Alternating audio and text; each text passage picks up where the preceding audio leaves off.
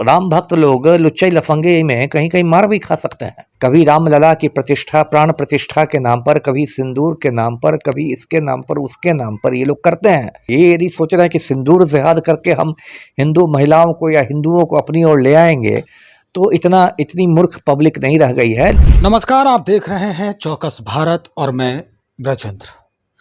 देखिए भाई, सभी पार्टियां जो हैं चुनाव को लेकर के सजग है और इस समय अपने जो कहा जाता है कि युद्ध स्तर पर काम चल रहा है। सभी पार्टियों में चमक देने की कोशिश हो रही है। अक्टूबर नवंबर में विधानसभा चुनाव है बिहार में। अब बातें ये भी आ रही है कि भारतीय जनता पार्टी के लोग जो हैं वो जनता से रूबरू होने का एक नया तरीका ढूंढा है। वो तरीका ये है कि अब 9 जून से घर घर जाकर सिंदूर वितरण किया जाएगा। दरअसल सिंदूर ऑपरेशन सिंदूर जो हुआ है उससे प्रभावित होकर ये पूरी कार्रवाई की जाएगी, ये कार्यक्रम चलाया जाएगा। क्या है इसके जद में, क्या है इसके पीछे का स्क्रिप्ट, ये जानना बहुत ज़रूरी है कि ये ऑपरेशन सिंदूर के बाद ये सिंदूर घर घर तक पहुंचाना, इसके पीछे की कहानी क्या है। और आज इन्हीं सारे बातों को हम साझा कर रहे हैं एक्स IPS अमिताभ दास सर के साथ।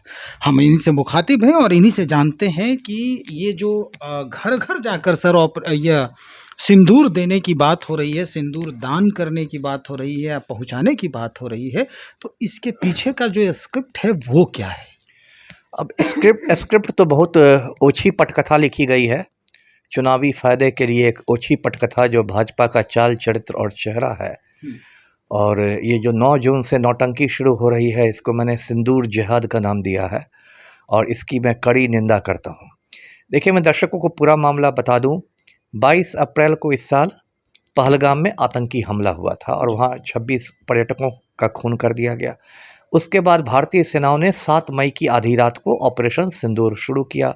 पाकिस्तान के आतंकी ठिकानों को कुछ तबाह किया गया।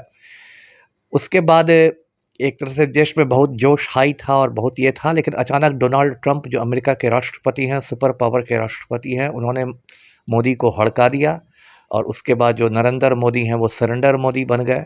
इनका 56 इंच का सीना पिचक गया और उसके बाद तुरंत युद्ध विराम की घोषणा की गई, सीज फायर किया गया, जिससे भारतीय सेना का मनोबल टूट गया, भारतवासियों में निराशा छा गई। और सबसे शर्म की बात यह हुई कि भारत ने युद्ध विराम किया है, इसकी सूचना भारतीयों को डोनाल्ड ट्रंप के ट्वीट से मिली, है ना। भारत ने सीज फायर किया, इसका ऐलान अमेरिका का राष्ट्रपति कर रहा है। ये हिंदुस्तान के लिए बहुत शर्म की बात हो गई।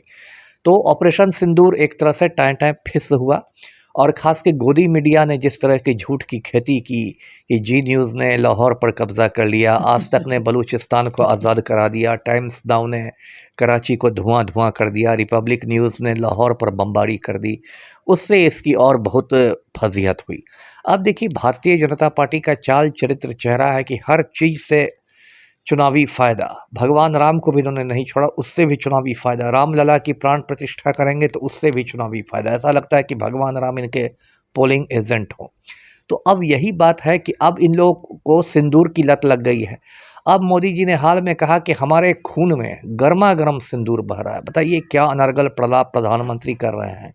स्कूल का बच्चा भी हंस रहा है, क्योंकि सिंदूर जो होता है रासायनिक दृष्टि से वो मरकरी सल्फाइड है, जिसमें पारा रहता है और गंधक रहता है। सच में यदि किसी के खून में चला गया तो आदमी बिस्तर पकड़ लेगा। और देश का प्रधानमंत्री कह रहा है कि गर्मा गर्म सिंदूर खून में दौड़ रहा है। क्या नौटंकी है। उसका सिंदूर की तो रट लगा। और अब तो देखिए अति हो गई। अब अति हो गई कि इन लोगों ने ऐलान किया भाजपा ने कि आगामी 9 जून से घर घर जाएंगे भाजपा कार्यकर्ता, लोगों को सिंदूर बांटेंगे, है ना। अब इसमें 2-3 बातें ध्यान देने की है। पहली बात कि जो प्रधानमंत्री नरेंद्र मोदी हैं, इन्होंने कभी अपनी बीवी के सिंदूर का मान नहीं रखा। इन्होंने जसोदाबेन से शादी की, जसोदाबेन को इन्होंने दूध की मक्खी की तरह निकाल के अपने घर से बाहर कर दिया।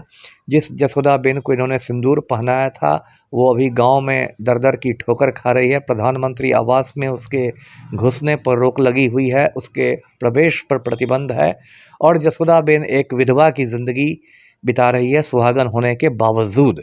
तो जिस नरेंद्र मोदी ने कभी सिंदूर का मान नहीं किया अपनी बीवी का, यदि वो सिंदूर की बात करे तो इससे बड़ा पाखंड क्या हो सकता है।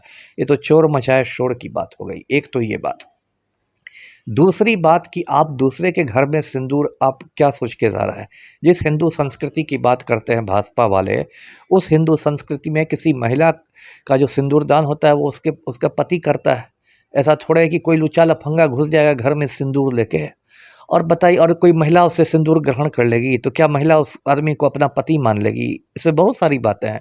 या मान लीजिए किसी घर में कोई विधवा महिला रहती है, आप उसको जाके सिंदूर देते हैं तो आप समझिए एक तरह से उसके वैधव्य का, उसके विधवा होने का मजाक उड़ा रहे हैं। जी, उसको आप दर्द जले पर नमक छिड़क रहे हैं बिल्कुल। कि एक विधवा महिला दरवाज़ा खोलेगी और भाजपा के लोग सिंदूर लेके हाजिर हैं। तो ये तो उसके साथ एक क्रूर मजाक हो जाएगा। या किसी घर में मान लीजिए कंवारी लड़कियां हैं, 3-4 कंवारी बहनें हैं और उसके बीच आप सिंदूर लेके पहुंच जाइए, तो ये तो ऐसा लग रहा है कि लुच्चे लफंगों को छेड़खानी करने का लाइसेंस दिया जा रहा है ना? सड़क छाप लुच्चे लफंगे सब किसी किसी लड़की के पीछे सिंदूर लेके दौड़ते नजर आएंगे। तो ये तो मतलब बहुत ही एक कह सकते हैं कि बहुत ओछी राजनीति भाजपा वाले करते हैं। और इसलिए मैं इसको सिंदूर जिहाद कह रहा हूँ कि आपने सिंदूर की मर्यादा को भी मिट्टी में मिला दिया। आपने सिंदूर को भी एक अपने चुनावी तरकश का एक तीर बना दिया। और इसमें तो ऐसा भी हो सकता है, मतलब एक, चूँकि मैं पुलिस अधिकारी रह चुका हूँ इसलिए उस हिसाब से मैं कर रहा हूँ, आशंका प्रकट कर रहा हूँ कि कहीं-कहीं लोग मार भी खा जाएँगे, है ना? बिल्कुल। ये तो राम भक्त लोग लुच्चे लफंगे में कहीं-कहीं मार भी खा सकते हैं, है ना? क्योंकि राम भक्ति में घर में घुस गए, कंवारी लड़की के पीछे सिंदूर लेके दौड़ रहे हैं, उसने चप्पल निकाल के मारा तो मोदी जी बचाने आएँगे। तो मेरा ये कहना है कि जो सिंदूर जिहाद कर रही है भाजपा, मैं इसकी सख्त निंदा करता हूँ और विपक्षी पार्टियों को भी इसके खिलाफ एकजुट होकर आवाज़ उठानी चाहिए।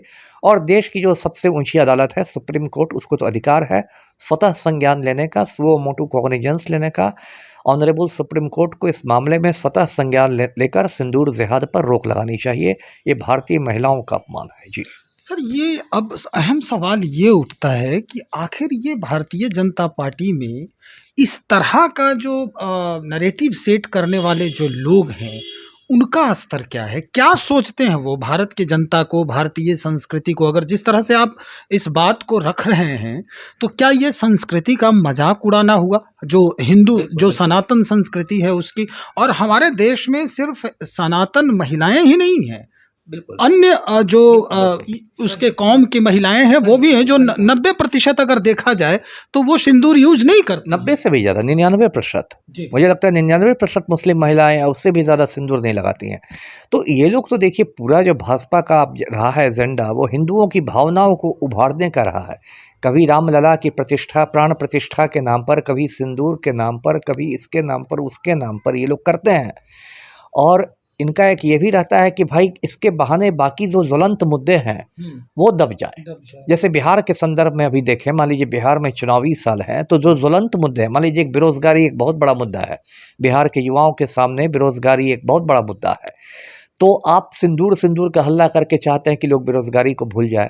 महंगाई एक आम हिंदुस्तानी के लिए आज बहुत बड़ा मुद्दा है। जिस तरह से सिलेंडर के दाम बढ़ रहे हैं, आवश्यक वस्तुओं के दाम बढ़ रहे हैं, मतलब बहुत गरीब लोगों को तो छोड़ दीजिए, मध्यम वर्ग तक पिसा गया है। लेकिन आप चाहते हैं कि महंगाई पर कोई चर्चा नहीं करें, तो सिंदूर लिए आप दौड़ रहे हैं। तो इनकी एक रणनीति रही है कि ये लोग मतलब नौटंकी करके ज्वलंत मुद्दों से ध्यान हटाते हैं। एक बात की मुझे खुशी है कि इधर पिछले कुछ दिनों से इन लोग की नौटंकी थोड़ी फेल कर रही है। जैसे इन्होंने रामलला की प्राण प्रतिष्ठा की 22 जनवरी को पिछले साल, और इतना हल्ला किया, अब की बार 400 पार, लेकिन ये 240 पर ही अटक गए। मैं 400 पार तो छोड़ दीजिए, आपको सामान्य बहुमत भी नहीं मिला। अयोध्या में भी वही मैं कहने जा रहा था, अब अयोध्या तक हार गए। अब इससे बड़ा मजाक क्या होगा कि रामलला की प्राण प्रतिष्ठा के बाद भाजपा अयोध्या में हार गई। तो वही हाल होने वाला है। ये यदि सोच रहे हैं कि सिंदूर जिहाद करके हम हिंदू महिलाओं को या हिंदुओं को अपनी ओर ले आएंगे, तो इतनी मूर्ख पब्लिक नहीं रह गई है। लोग और भी सवाल करेंगे, लोग जसोदाबेन के भी सिंदूर का हिसाब मांगेंगे मोदी से। लोग पहलगाम के आतंकियों के बारे में पूछेंगे मोदी से कि वो आतंकी क्यों नहीं अब तक मारे गए हैं। लोग ये पूछेंगे कि नरेंद्र मोदी जी डोनाल्ड ट्रंप के आज्ञाकारी चपरासी क्यों बन गए हैं, इन्होंने हिंदुस्तान को क्यों नीचा दिखाया अमेरिका के सामने। इन बहुत सारे कठिन सवालों का भाजपा को जवाब देना होगा। जी सर, आखिर में एक सवाल ही है बस, कि आखिर सिंदूर को ही क्यों? अगर जनता को आप अपने ओर लुभाना रिझाना चाहते हैं, तो ये सिंदूर घर घर पहुंचाने का ये क्यों? इसके और भी तरीके हो सकते थे। अगर ऑपरेशन सिंदूर को एकदम से जागृत करने की कोशिश की जा रही है कि भाई इस तरह का माहौल हुआ है देश में, तो ये सिंदूर का बदला हम इस तरह से लिए हैं, तो सिंदूर से ही हम इसको ज़्यादा मोटिवेट करेंगे, आकर्षित करेंगे अपनी ओर। तो इसका सिर्फ यही एक ज़रिया है या अन्य कोई और ज़रिया होना देखिए, चाहिए? ज़रिया तो बहुत था, लेकिन इन लोग चूँकि ये इनके दिमाग भाजपाइयों के दिमाग में सिर्फ़ गोबर और गोमूत्र भरा हुआ है, तो इनको जो बहुत सबसे घटिया जो रास्ता होता है ना, वो सबसे ज़्यादा पसंद आता है ना? जैसे सुअर को सबसे ज़्यादा आनंद कीचड़ में आता है। आप सुअर को गुलाब के की क्यारी में डाल दीजिएगा तो एकदम वो ये हो जाएगा, अकबका जाएगा, बेचैन हो जाएगा। जी। गुलाब की सुगंध उसको बेचैन कर देगी, क्योंकि वो सुअर है, उसको और कीचड़ में लौटने में उसको अपार आनंद की अनुभूति होती है। तो भाजपाइयों के साथ भी यही हो गया है कि इनको जितना घटिया रास्ता मिलेगा ना, उसी में आनंदित रहते हैं। और इसलिए इन लोगों ने जनेऊ जिहाद शुरू करने का फैसला किया है। मैं विरोध कर रहा हूँ, और भी सोशल मीडिया पर इनका काफ़ी विरोध शुरू हो गया है। अभी मैं ये जो राज्यसभा के एमपी हैं आम आदमी पार्टी के संजय सिंह, उनका भी सुन रहा था। वो भी कह रहे थे कि कोई लुच्चा लफंगा कैसे मेरे घर में सिंदूर लेके घुस सकता है, किसी के घर में भी। तो अब विरोध शुरू हो गया है, तो भाजपा को अपने इस नीति पर पुनर्विचार करना चाहिए। जी। चलिए सर, बहुत शुक्रिया जानकारी देने के लिए। हमारे साथ एक आईपीएस अमिताभ दास सर बात कर रहे थे। दरअसल इस पूरे कार्यक्रम के पीछे क्या है मनसा, ये तो अब वही समझ सकते हैं। हालाँकि सर ने बिल्कुल स्पष्ट कर दिया है कि कोई भी व्यक्ति जो है इसका गलत फ़ायदा उठा सकता है और समाज में एक नई जो क्रांति है वो उभर कर सामने आ सकती है। वो एक नकारात्मक संदेश जा सकता है, जो कहा जाता है कि हिंदू जो धर्मावलंबी हैं उनके ज़हन में ये नकारात्मक संदेश भी जा सकता है और फिर इसका जो दुष्परिणाम होगा वो बिल्कुल अलग परिदृश्य दिखाने में कामयाब हो जाएगा। तो चलिए देखते हैं कि भाई वो लोग क्या सोचते हैं। उन लोगों से भी बातचीत होगी जो इस तरह के कार्यक्रम को पूरा करने के लिए आतुर हैं, और उसके बाद क्या कुछ सामने आता है वो भी हम आपको दिखाएंगे। बने रहिए हमारे साथ। बहुत शुक्रिया।